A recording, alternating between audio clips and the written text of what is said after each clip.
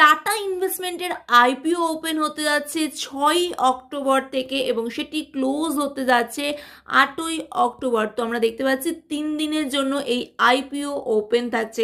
6 October থেকে 8 October পর্যন্ত কিন্তু আইপিও ওপেন থাকছে এবং তার প্রাইস থাকছে অলমোস্ট 310 থেকে 326-এর কাছাকাছি।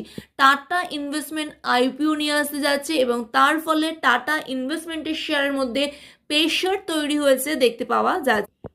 লাস্ট সেশনে আমরা দেখতে পেয়েছি 11,800 অব্দি পৌঁছেছিল, কিন্তু ক্লোজিং দিয়েছে অলমোস্ট 10,000-এর কাছাকাছি।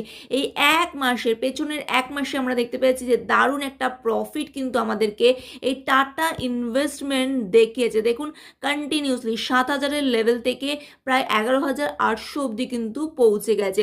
এই মুহূর্তে আমরা দেখতে পাচ্ছি যে নিচের দিকে নেমে আসছে। যদি নিচের দিকে নেমে আসছে সেই ক্ষেত্রে আবারও 7,500 অব্দি আসতে পারে, যেখানে একটি স্ট্রং সাপোর্ট জোন কিন্তু দেখতে পাওয়া যাচ্ছে।